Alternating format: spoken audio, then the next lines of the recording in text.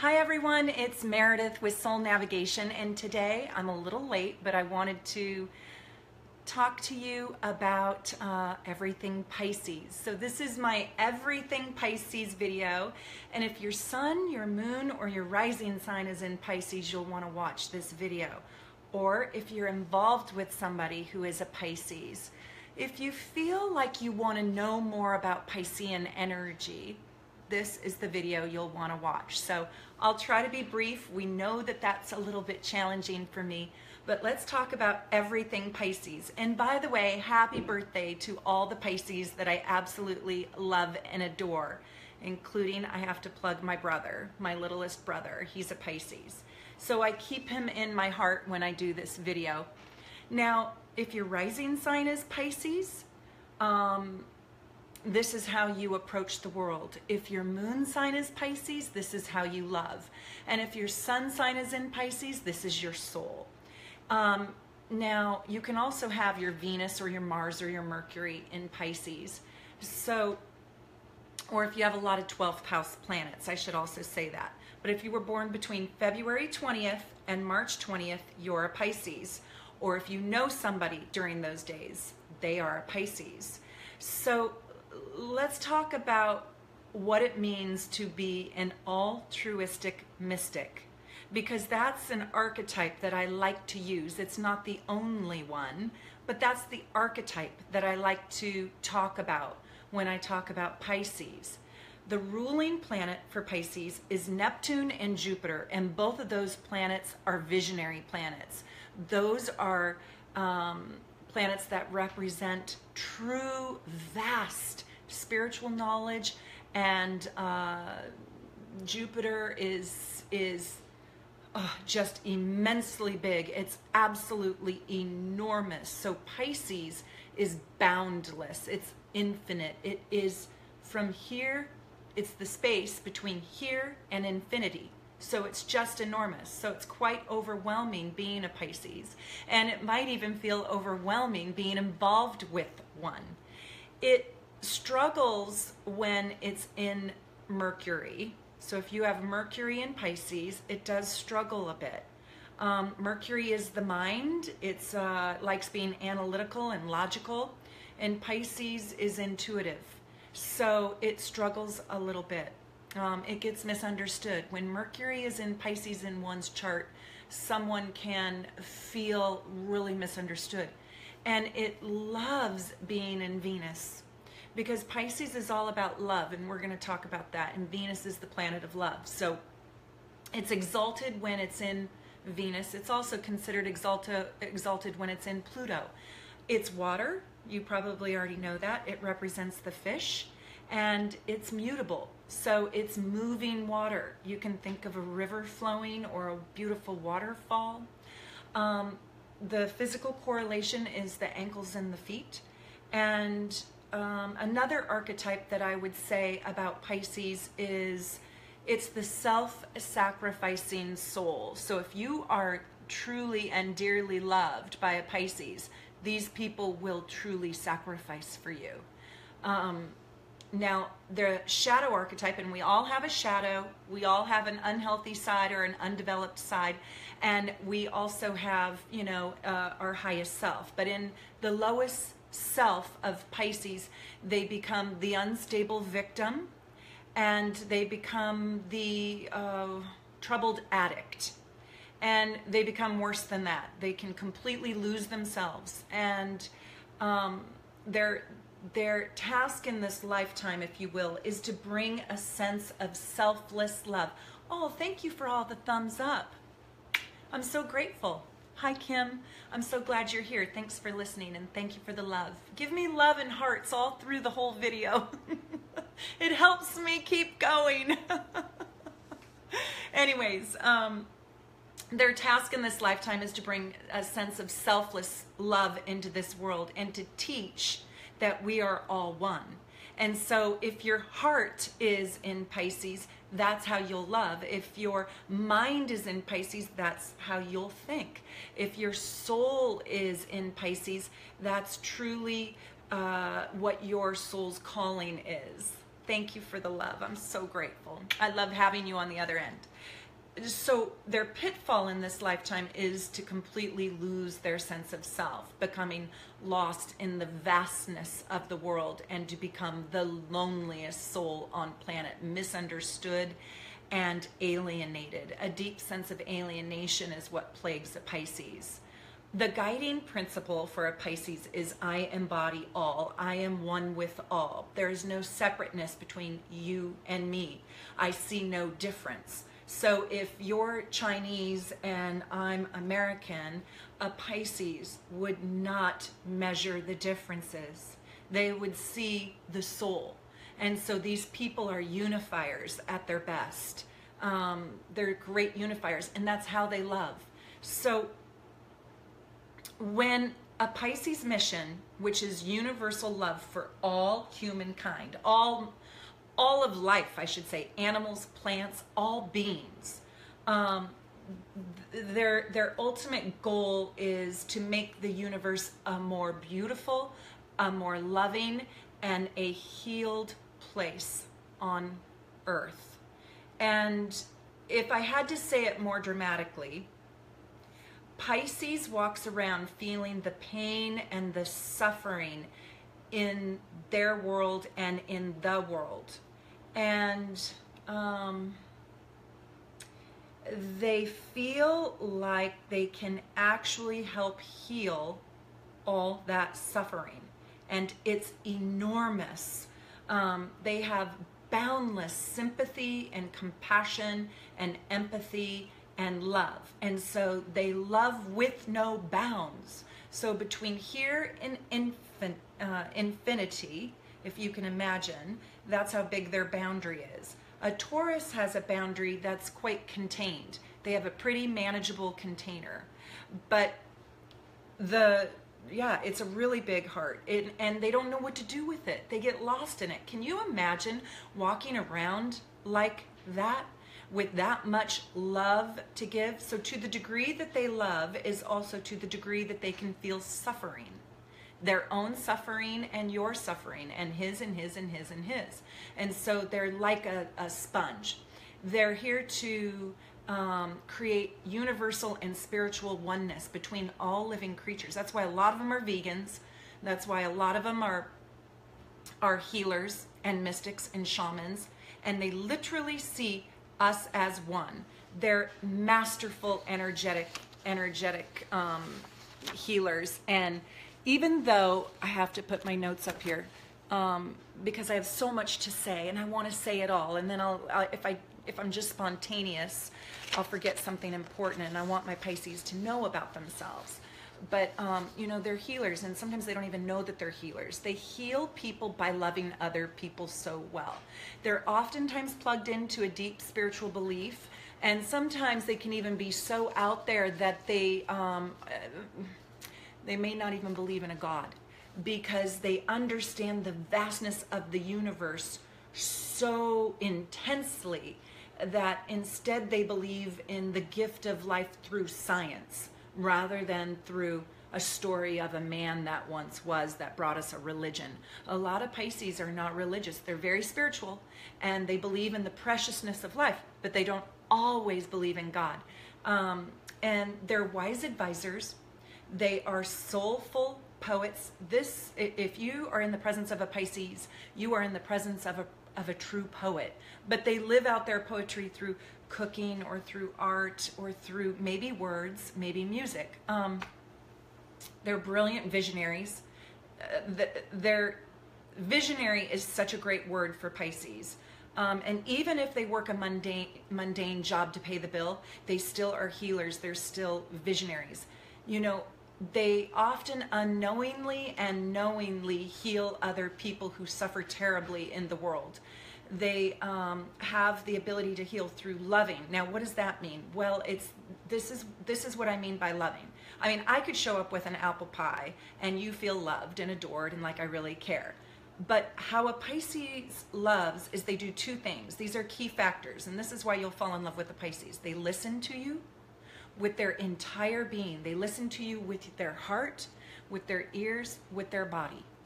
They give you everything they have to give. They give you everything. They don't just deliver an apple pie. They sit down and see you. So they listen to you, they see you, and here's the kicker. They merge with you.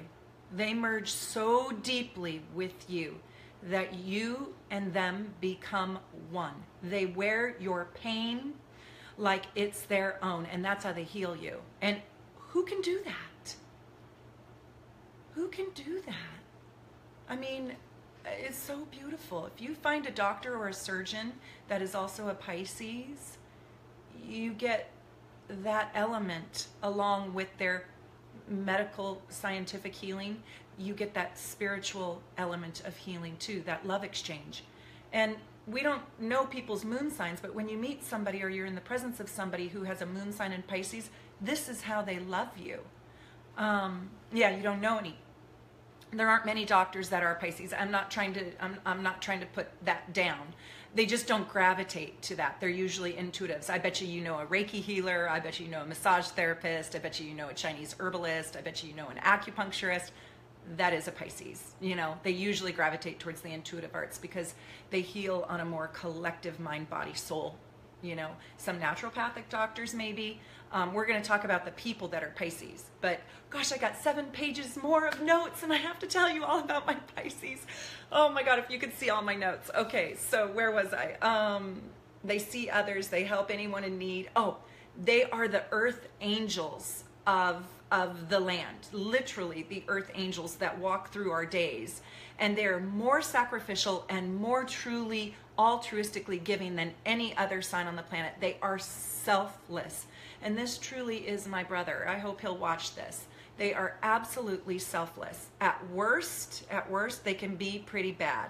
And it's going to get ugly. I mean, I'm going to tell you, it's going to get ugly. Because when a Pisces is undeveloped, when a Pisces is suffering, it's really bad. Now, it's bad with every sign. I mean, who wants to walk around the world being an unhealthy Scorpio? Nobody's volunteering for that. But when Pisces goes awry, they lose everything. And they live kind of in extremes. So they kind of don't lose a little bit and bring themselves back. They kind of can completely lose themselves. And so at worst, they have more self-suffering than others, because to the degree that they love is to the degree that they're tapped into suffering.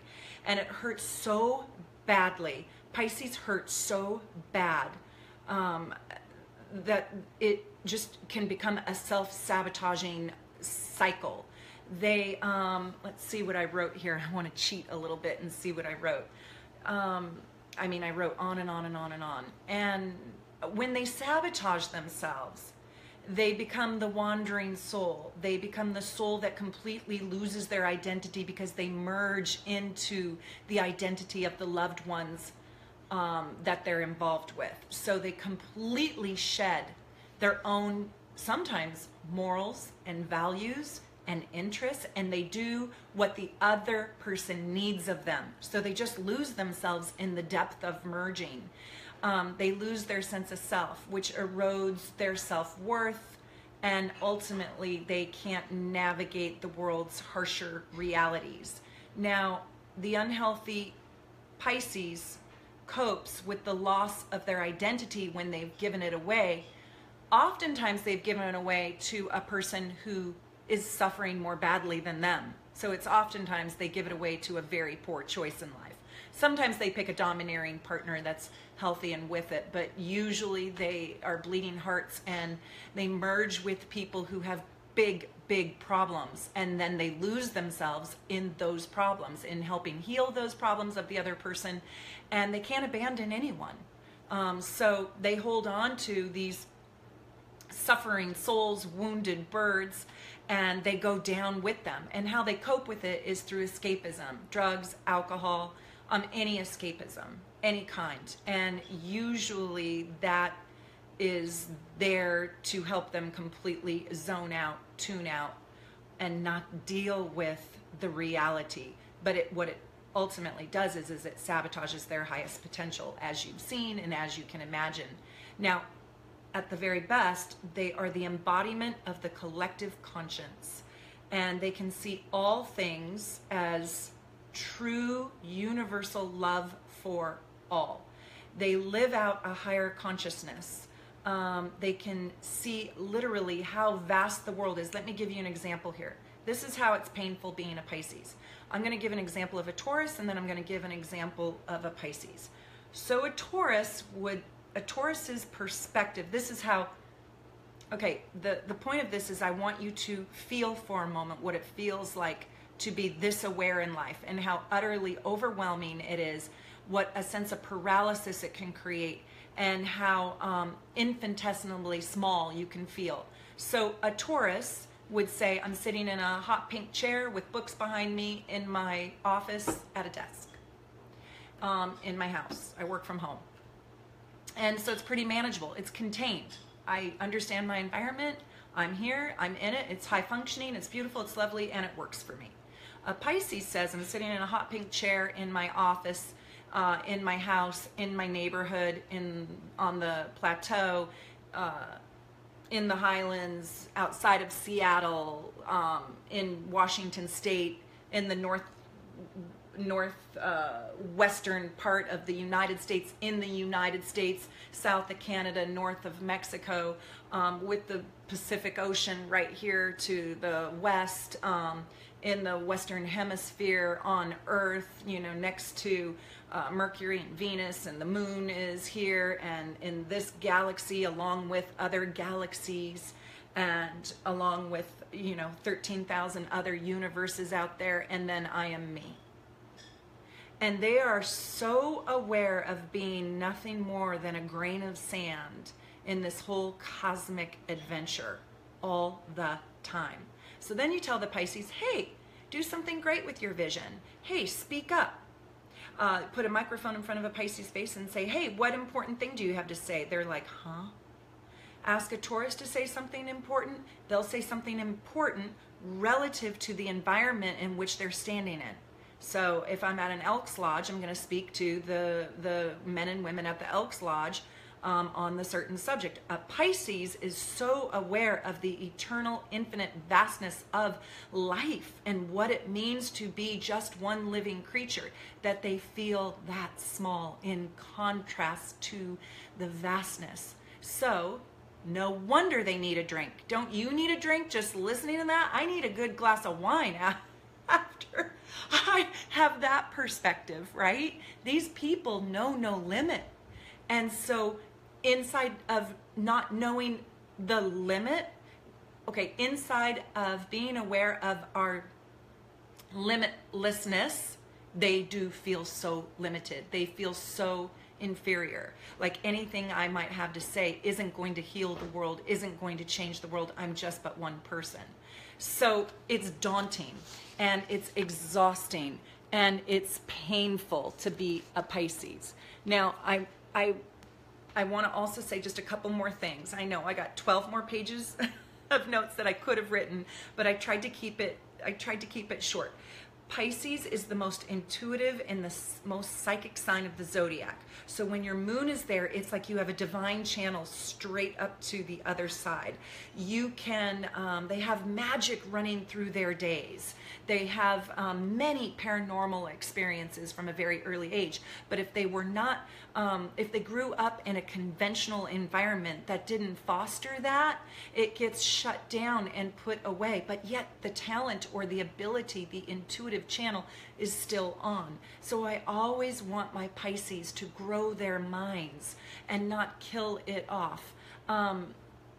If they did have somebody that really supports that intuitive process, they probably have stepped into it, and this is why they can connect with guardian angels and with their dead ancestors, where I don't even really believe in the word dead, but those who've passed over, and God, if they believe in it. Now, Pisces can be quite conventional because that is a social conditioning that they may have grown up with. But I'm telling you, they were born intuitive. They were born tapped in, totally tapped in. And every day that goes by in their conventional world tries to get them to unplug from it. And many times their society is successful at that. Let's talk about really important Pisces. I'm going to give you these names, and then we're going to talk about 3 of them. So George Washington Rihanna, Anais Nin, Albert Einstein, Steve Jobs, Kurt Cobain, Mr. Rogers, Dr. Seuss, Josh Groban, you know, my favorite singer. I can't even say the name. And Alexander Graham Bell. Isn't it interesting? Visionaries, right? All of them. And Vivaldi. But I want to talk about Fred Rogers, because Fred Rogers is absolutely an amazing, amazing human being, and he doesn't get enough credit. So Mr. Rogers, he won I got them listed here, I got to read them. The Presidential Medal of Freedom. He won 40 honorary degrees. He won a Peabody Award, and he won 4 Emmys, and he won, what else did he get? He won the Lifetime Award. So I want to tell you something about Fred Rogers, because he embodies Pisces like, he's just a pure embodiment of the energy of Pisces. And I think that he was poked fun of, because Pisces are sensitive souls. They don't kill things well. They're not harsh. They don't like to ruin other people. And so they sometimes come across as a little bit weak, and they're not. They're evolved. They're not weak. They're evolved.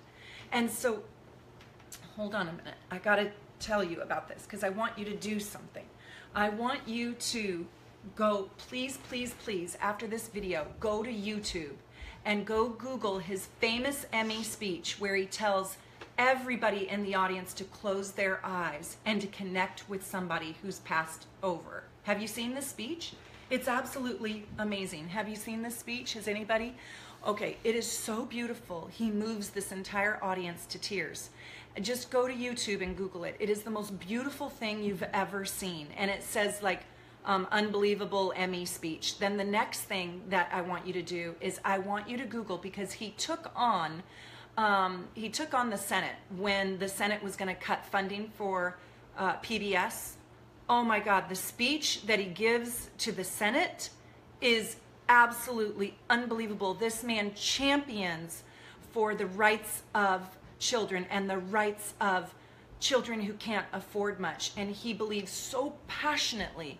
I do believe that the Senate then did not cut the budget, but I want you, that's on YouTube too. So Mr. Rogers, Fred Rogers, and it is called, let's see, it's called Support Funding for PBS, and just type in Senate, you'll see, and watch that. I watched that quite a few years ago, and I fell in love with it, and when I was studying what Piscean energy is, and he's just amazing. He studied to be a minister, and he truly believed in making children feel special and heard, especially in a time when children were supposed to be seen and not heard. We were emerging out of that in the 60s, but in the 50s, that's how they grew up. And, you know, those are the parents raising those children born in the 50s. So he really felt like children deserved to have a voice. Now, I don't need to tell you about Steve Jobs, but Steve Jobs is a true Pisces. Yeah, I know he was a little bit of a tough guy, and sometimes, you know, I guess a little self-centered and all that. I think he had a little Aries in his chart that gave him some fire. I've never done his chart, but his contribution to life and what he has created, the legacy in which he lived. And if you don't know how he chose to die, I want you to really look at his last speeches, his last conversations before he died. And he also had a vision. Right before he died, he had a vision. So Pisces are connected. They're connected to that divine channel. And Steve Jobs had a magic running through him, didn't he? And his contributions were amazing. Albert Einstein, unbelievable, right? on the science side. But Albert was just so out there. When you go back and re-listen to this video where I'm talking about the vastness in the world and how you felt like just Pisces feels like a little grain of sand, that's what Albert was dealing with on a daily, hourly basis. He was very difficult to be involved with. His professors all thought that he was daydreaming. Well, he was. He was in the vastness of the entire universe, simultaneously writing with a pen and paper. So he's kind of the embodiment of how big a Pisces can think. I want to talk about somebody who was a visionary but didn't even know it. And I want to talk about when it became known to him how he couldn't or he didn't want to handle the power of it, and that's Kurt Cobain. So I don't know Kurt personally, and but he is also a Pisces. So this is when it can kind of go wrong a little bit. So with Kurt, he merged with the suffering souls. He merged with the anger that many people could not vocalize. He tapped into souls that were angry and pissed and felt like they had been overlooked. And he gave them meaning, value, and purpose. And this kind of happened to him, I think, in a way that was really fast and perhaps overnight and unexpectedly, and it sort of descended down upon him and channeled out through him. But his body could not handle his soul's contract. I'm not even positive he wanted that particular soul's contract, but he got it and he signed up for it.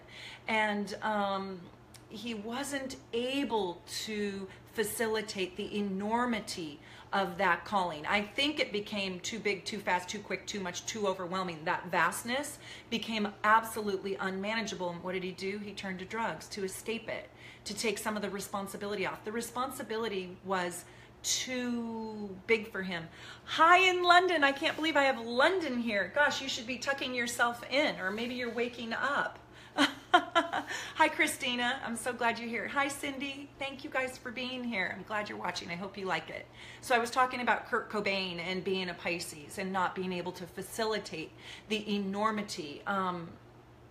Sometimes the Pisces job, the calling of the soul, is too big for the human heart. It's too big. And they have to numb out. And I think in Kurt's case, that was really true. So this was my, if you know a Pisces, I want to recommend that you listen to them as well as they listen to you. Pisces can be oftentimes, they can victimize themselves, and it's only because they've got their pulse literally on the wound, and they very rarely can find anybody in the world that can see them and know them and hear them and embrace them and merge with them as deeply as they can for you. So if you are in the presence of a Pisces, try to love them like they love you. Also know their world is so big that they don't want to be bogged down with pragmatic, mundane details. They're the opposite of Virgo, so they don't know how to do the daily mundane management of life very well, nor do they find that very interesting. And so they might really relish or cherish somebody who assists them with that, but doesn't necessarily need to make it obvious, you know, just kind of puts guardrails or helps them figure out logistics in sort of a sweet way and a loving way, because that's a little bit of their weakness. Now you look at somebody like Steve Jobs, and you, who else did I say on here? Well, Dr. Seuss. He was a meticulous perfectionist, Dr. Seuss. I think he might have been Virgo rising or something.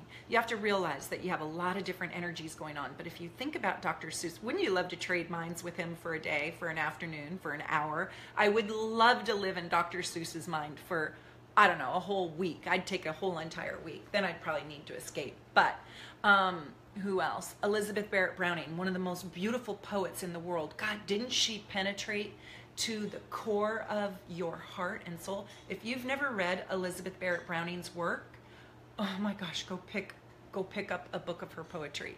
Okay, so Christina has a sun in Pisces in the 12th house, but with Aries rising. Okay, that helps you.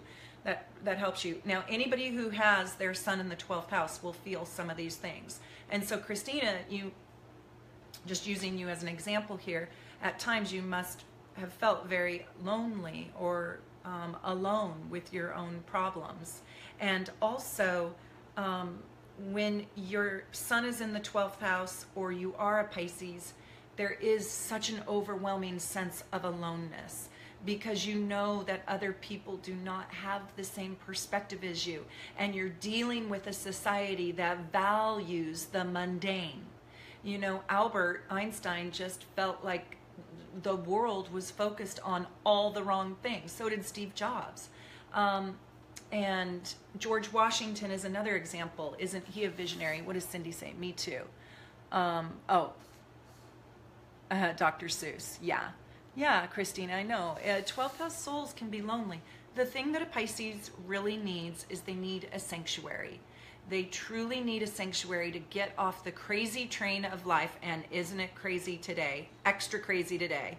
They have to unplug, and they need a safe haven, like a hermit, and all beautiful things. Remember, they're in touch with nirvana. Ha! Ha! Didn't even think of that. Isn't that amazing? Kurt Cobain, Nirvana, they are in touch with what nirvana is, not the band, the literal actual place. And so that's what they need their home life to be. Oftentimes it's in disarray, but that's what their haven or their home should feel like. Nirvana, a complete spiritual, safe place. So I'll finish here. I have no idea how long I talked for. I hope you found this interesting. And go hug and love your Pisces. Treat them really well. They need a bubble bath, a safe place. If they avoid you, it doesn't mean they don't love you. It means they are tapped out. Better that they're avoiding you and not having conversation than off, you know, swallowing a bottle of pills and throwing it back with some Jack. All right. Bye, you guys. Take good care. Happy Pisces. Bye. Thanks for all the love and thumbs up.